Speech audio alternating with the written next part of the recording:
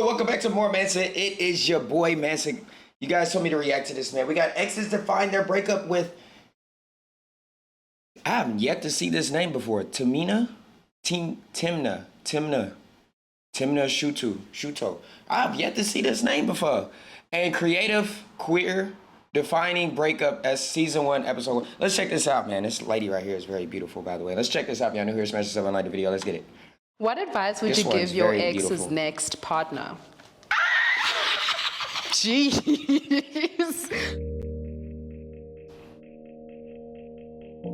See what y'all talking about. When you invited exes who have defined love, whoa. What is that? What did that say? I want to make sure I get the. We have. Hold on. We have invited exes who have defined love back on the channel. Okay. They don't know who they are meeting today. Who are they meeting though? You are absolutely, without a doubt, everything that I've prayed for in the universe and our ancestors. May umdali asikelele onke amaphupha ethu. Look at this one. He's also taught me that you don't have to struggle in the beginning to get the love that you want. You don't have to begezela nothing. You just get the love that you deserve. They will answer a set of uncomfortable questions or take a shot. 3. I like this game. 2, 1. Like, who are they to each other?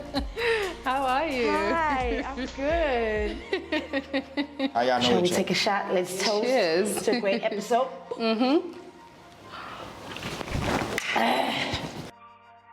That's gotta be Jaeger, right?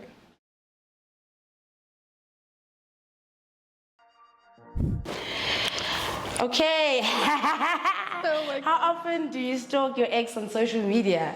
I actually don't. Is I think it? it's so much better, no matter how much you still love and respect the person. I think it's good to kind of minimize the exposure to that person post-breakup, because your mind just goes and starts wondering, and you know, it's not because he looks good and I don't want to see him happy, like some people would say, but it's just minimizing that exposure to your ex. It helps a lot. I agree with that. Maybe Maybe I and agree. you're like lurking, something like that, you know what I'm saying? He's blocked. You know what I'm saying?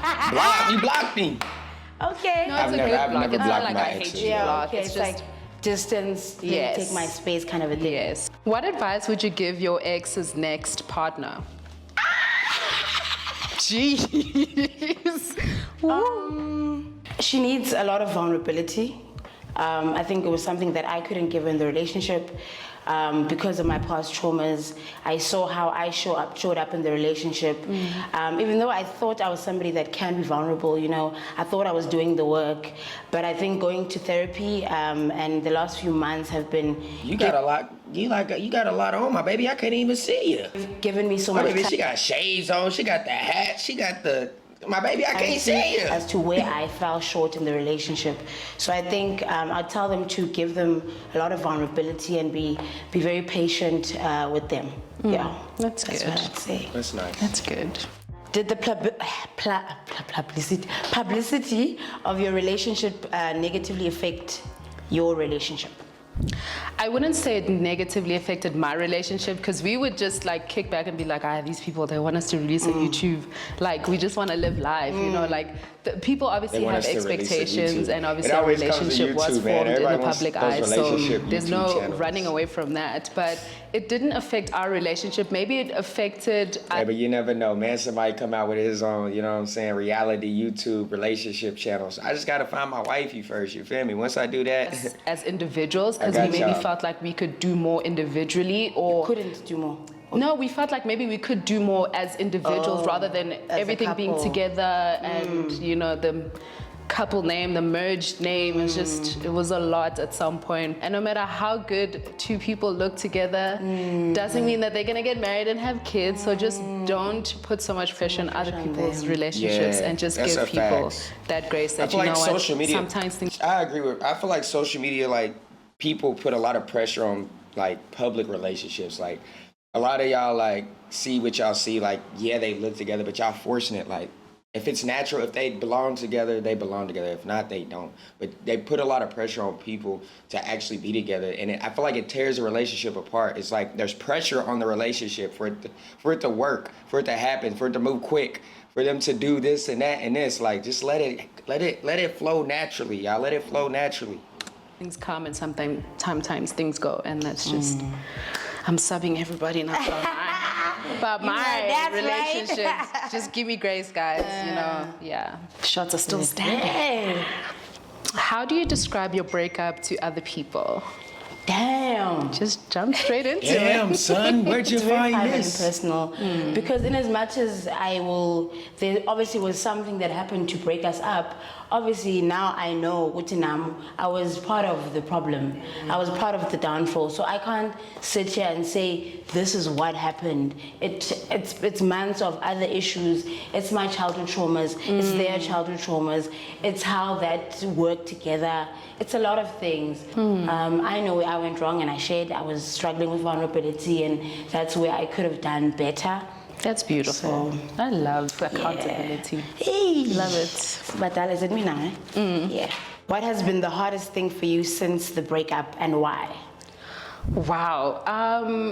I think introspection, looking at myself. Your faults, ne? And my faults, and Your faults, ne? kind of playing I like back, that, ne? some of the ways that I would react and how I would feel because of the things that my partner would say to me, and trying to kind of recollect, like, did my reaction did what he say warrant my reaction? Like, where does my reaction come from? Like, there should be like a deeper rooted issue. Because when I think about the things that my partner said to me, I'm like, it wasn't even that bad. Like, why did I react, or why was I so hurt at the things he said? And yeah, just a lot of introspection and working on issues that I had no idea I had. And now I have to dig deep and like go back. I think the main thing I've learned in relationships is it takes more than love. It takes a lot of self-awareness and willingness to correct the wrongs where it's causing friction in your relationship. And it doesn't matter how much you love somebody, you can't love them out of being aware of those things. There's no amount of romance and big audacious gestures that will get them to be aware of something that they can't be aware of. So I think the important thing is to always just be about your journey and being able to recognize your faults. And when somebody is offering something on the table and you seeing how they are loving, and you make the decision to take it or leave it. Yeah. What has healing from your last relationship looked like for you? Advice. Yo, hey, go. It's been a go, honestly. It's been literally a roller coaster. Yeah. Like I said before, it's been a balance of what I'm learning in therapy, applying it into the dating world, and getting to know people I've never sort of had without therapy attachment before. and getting to know them for who they are and not this idea that I make of them. And I'm kind of seeing why I attract the people that I attract. And so it's been a balance of that. I feel like a lot of it happens, y'all, is like you see somebody and you already got this idea of how they are just because of how they look and the crush that you have, like how much you like them and the crush that you have for them.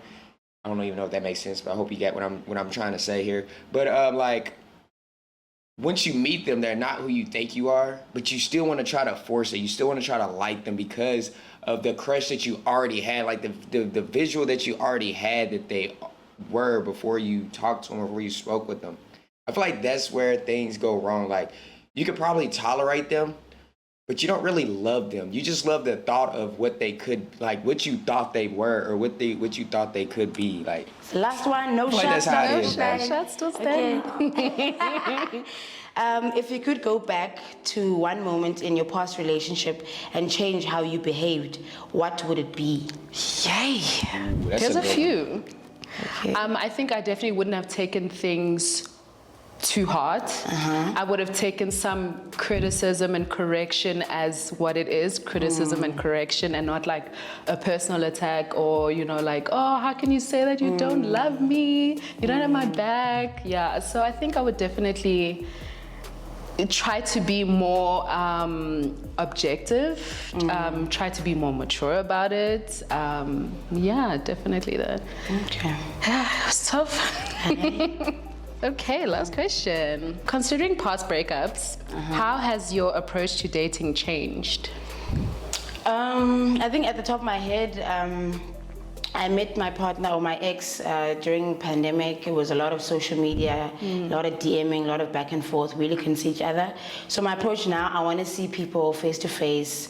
I don't want to do the back and forth texting each and every day. How was your day? You are like I want to meet people. I want to be out there. I want to meet them face to face. I want to feel their energy, and I think it helps me gauge where this is going. It's more authentic, I think.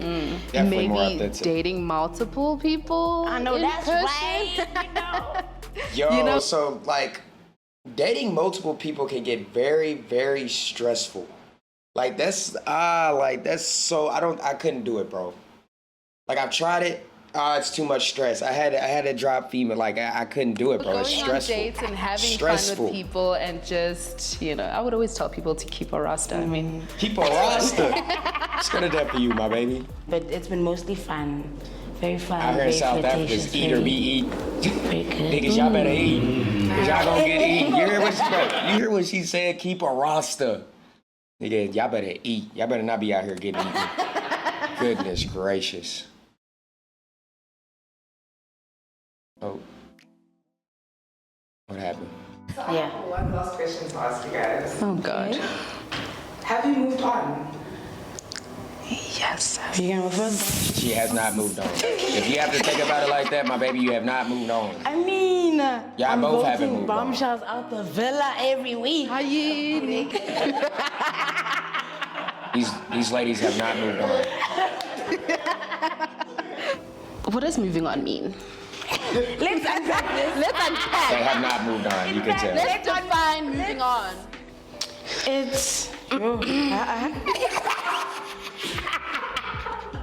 We could, I mean, y'all, it's obvious. Y'all ain't moved on. Yeah. Like, just say it. We can Yeah. tell, but we can tell by y'all's energy, y'all drinking, like y'all have not moved on. Like, just say you haven't moved on. Like, there's nothing wrong with that. If you haven't moved on, you haven't moved on. You clearly can tell that y'all haven't moved on. Well, that says a lot. That says a lot. Like, y'all even have to. the tuna. Y'all can just say it. It is what it is. Damn, she about broke her wrist. Yo. In ways I think I'm gonna answer it. In ways I have moved on. In some ways I haven't, to be honest. Say you haven't moved on. and that's it's normal. okay. Yeah. It's natural. But facts. Just say you haven't. That's all you got to do. Like it's. I guess it's embarrassing. Like if they exes see that they haven't moved on. I guess that's what they don't want to. But you obviously have not moved on, my baby. It's okay. It is okay. It's normal. No telling how long. I don't know how long you've been with your ex. Maybe years. Like it's normal to not have moved on. You know what I'm saying? There's Like ways I haven't moved on, and I can admit that, and I'm working on that. I think that you and I are quite similar. When I hear you talk about, things that you had to take accountability for and the therapy that you're going through and just knowing what needs to be corrected is gonna take you so far. And I just know that you're gonna find someone special. You don't that's so have to sweet. be So completely healed encouraging. to start dating and finding love. You can do that in a relationship and, hopefully you find a partner that's patient with you, someone that's gonna understand you, and that you're gonna be way more vulnerable than you have been. oh, that's so sweet. Thank you. You're welcome. I think based off of what you said as well, the journey of self-introspection is very hard, but I think it's so rewarding and so empowering once you know where you went wrong and how to kind of move forward from that. I hope you receive a lot of affirmation in your next relationship and that you are supported in the times where you feel like you're making a small thing a big thing. I hope you're supported and affirmed and just your inner child is just hugged and kept safe. And I wish you all the best as well. Thank you so much. That's Yeah. so sweet. Thank you so much for watching this episode of Defining Breakups. Let us Welcome, girl. know in the comment section down below what you think you learned from this episode. I learned so Don't forget much. to leave a like, subscribe, and join us over on Twitter using the hashtag Defining Breakups to let us know if we finally gave you some closure. You gave me some closure. my baby. See you there. So do you think if you guys were friends before you guys started your relationship, that things would be different now? Yes. I think our relationship would have been so much better. Like, when you're in a relationship with someone, sometimes you put them on a pedestal. So What I say, things, y'all? like I said, the things that he would say, like if he would disagree with me or criticize me or say, maybe you shouldn't have done it this way, I would take it personally because I put him on such a pedestal. And this was my first serious relationship. So I didn't really know. Like, I don't have relationship experience, so I never wanted him to disagree with me on anything. I'm like, if you're my man, you need to back me up no matter what I do. And that's a very insecure way of seeing things, and it's very immature way of seeing things. So now, because I see him in a different light, I feel like we even get along more now than we did in our relationship. Like, because I just don't take things so personally now. I'm like, oh, he was joking, it's fine, you know, like I would give it back to him. It's a wrap. I mean, maybe if he wasn't joking, I mean, it's fine to disagree with each other. You know what I mean? Like, it's okay. That's healthy to not agree. He should not agree with everything, or you shouldn't agree with everything that each other say. Like, that's normal. That's regular. That's good. Look, man, I hope you guys enjoy my reaction commentary. Comment down below y'all's thoughts on this. If you guys want me to react to more of these, let me know in the comment section below. But I hope you guys enjoy this one. Stay tuned for next y'all. Peace.